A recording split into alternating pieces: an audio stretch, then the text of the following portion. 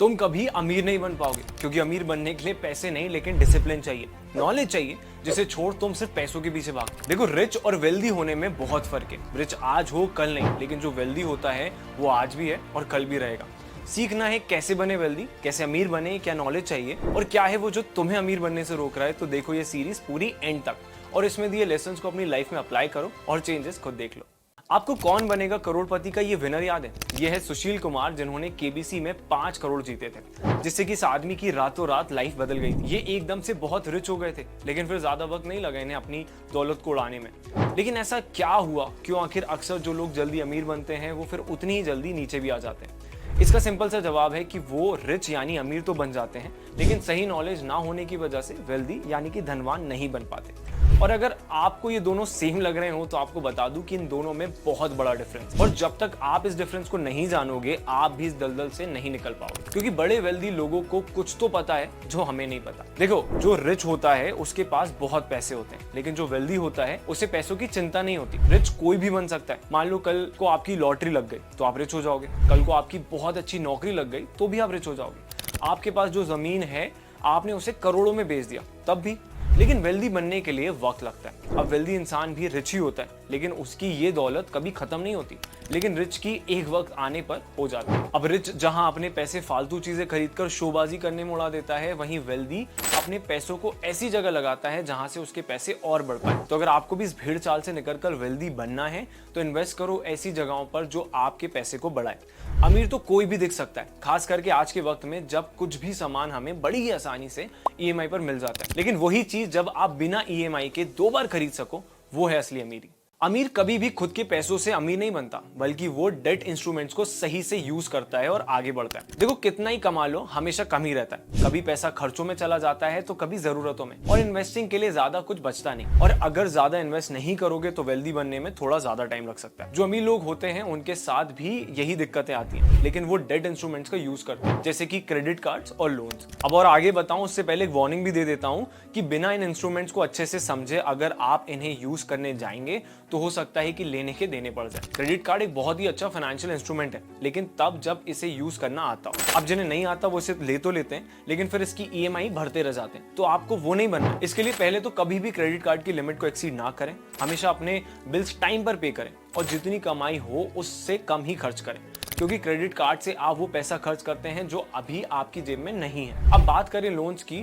तो ये भी इक्वली यूजफुल और खतरनाक है। ज्यादातर अमीर लोग लोन्स लेके अपने बिजनेसेस को रन करते हैं, यहाँ तक कि दूसरे खर्चे भी वो लोग लोन लेकर ही करते हैं। लेकिन फर्क सिर्फ इतना होता है कि उनके पास दूसरे एसेट्स होते हैं जो उनके लोन्स को कवर कर सकते हैं। आप भी ईएमआईज को सही तरह से यूज कर फायदा ले सकते हैं, लेकिन तभी जब आपके पास फंड हो। फिर लोन लेके आप चाहें तो अपने पास रखे फंड्स को इन्वेस्ट कर दें। अब जब इतनी बार मैंने इस वीडियो में बोला है कि वेल्दी बनने के लिए इन्वेस्टिंग इंपॉर्टेंट है, तो समझ तो आ ही गया होगा कि कितनी ज्यादा है। लेकिन कैसे इन्वेस्ट करें, तो चलिए वो भी देख लेते हैं। वेल्दी लोग इन्वेस्ट करते हैं ताकि उनका पैसा ग्रो तो करे, लेकिन साथ में एक ऐसी स्ट्रीम भी बन जाए जिससे पैसा आता ही रहे। अब इसके लिए बहुत जरूरी है कि आप अपना पोर्टफोलियो डाइवर्सिफाई करें, यानी कि अलग अलग एसेट्स में इन्वेस्ट करें, जैसे कि mutual funds, stock market, gold, real estate वगैरह।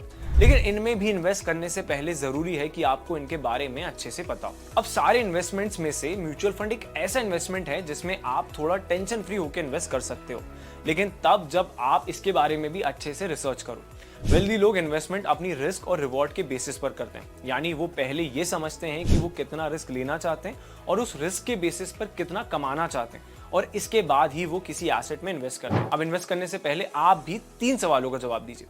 पहला, कि आपकी रिस्क लेने की कैपेसिटी कितनी है। दूसरा, आपका उस इन्वेस्टमेंट से गोल क्या है, यानी कि आप क्या अचीव करना चाहते हो। और तीसरा, आप कितने वक्त के लिए इन्वेस्टेड रहना चाहते हो। इन तीनों को आंसर करने के बाद आप अपनी इन्वेस्टमेंट जर्नी स्टार्ट कर सकते हो। अब लोग इन्वेस्ट तो करना शुरू कर देते हैं, लेकिन वो प्रॉफिट बुक नहीं करते, या फिर उन्हें प्रॉफिट बुक करना आता ही नहीं है। प्रॉफिट बुक करना यानी कि अपने एसेट्स को सही टाइम पर सेल करना, जिससे कि आपको मैक्सिमम प्रॉफिट हो पाए। ये सुनने में तो आसान लग रहा होगा कि उसमें क्या है, जब प्रॉफिट हो तो बेच दो, लेकिन ऐसा नहीं है। प्रॉफिट बुकिंग एक स्ट्रैटेजिक मूव होता है, क्योंकि अगर थोड़ा पहले निकाल लोगे तो हो सकता है ज्यादा प्रॉफिट ना हो पाए, और अगर थोड़ा लेट निकालोगे तो शायद कम प्रॉफिट बन पाए। तो चलिए समझते हैं कि प्रॉफिट बुकिंग कैसे करें। अब जब भी हमें स्टॉक मार्केट पर या किसी भी एसेट में प्रॉफिट होता है तो वो प्रॉफिट अनरियलाइज होता है, यानी कि सिर्फ पेपर पर एग्जिस्ट करता है। एग्जांपल के लिए मान लो कि आपके पास एक जमीन है जिसकी अभी कीमत 1 करोड़ हो गई है, लेकिन आपने उसे बेचा तो नहीं है, तो ये वैल्यू अभी सिर्फ पेपर पर है। अब ठीक ऐसा ही कुछ होता है बाकी के एसेट्स के साथ भी। प्रॉफिट बुक करने के लिए मार्केट कंडीशंस को समझें कि अभी मार्केट में डिमांड और सप्लाई कैसी है। अगर डिमांड ज्यादा है और सप्लाई कम तो प्राइस बढ़ेगी, लेकिन ये ज्यादा टाइम तक नहीं रहेगा। इसे जब तक है मौका, मार दो चौका। ये समझो कि आप उस प्रॉफिट को बुक करके उसका कैसे यूज कर सकते हो। जब पेपर से निकलकर हाथ में पैसा आएगा तो आप उसे और भी जगह इन्वेस्ट कर पाओगे। अब टैक्स पर्पसेस के लिए भी प्रॉफिट बुक कब करना है ये सीखना जरूरी होता है। जैसे कि इंडिया में प्रॉफिट्स पर LTCG यानी कि long term capital gain tax और STCG यानी कि short term capital gain tax लगता है, जो कि आपके एसेट को होल्ड करने और बेचने के बीच के टाइम फ्रेम पर डिपेंड करता है। स्टॉक्स में STCG 15% लगता है तो वहीं LTCG 10%। इसलिए प्रॉफिट बुक करते टाइम ये बातें भी याद रखना जरूरी है। अब अगर आपका भी सपना है दुनिया घूमने का, महंगे शौक पूरे करने का और ये सब करने के बाद भी अमीर बने रहने का, तो आपको अपने वेल्दी बनने की तैयारी शुरू कर देनी चाहिए। जैसे कोई भी रातों रात रिच बन सकता है, वहीं वेल्दी बनने के लिए आपको कई रातें और कई दिन लगते हैं। लेकिन ये पूरा वक्त तब कम लगता है जब हमारी वेल्थ हमें हमारे सपने पूरे करने में मदद करती है। इसलिए इन्वेस्ट करें, फालतू खर्चे या फिर सिर्फ दिखावटी खर्चों से दूर रहें और फर्क समझें कि क्या जरूरी है और क्या नहीं। उम्मीद करता हूँ सीरीज से आप कुछ सीखे होंगे। अब याद रहे कि ये सीरीज मैंने सिर्फ एजुकेशनल पर्पसेस के लिए बनाई है। किसी भी एसेट में इन्वेस्ट करने से पहले please do your own research. इस सीरीज पर अपना फीडबैक देना ना भूलें। मिलते हैं जल्दी अगली सीरीज में।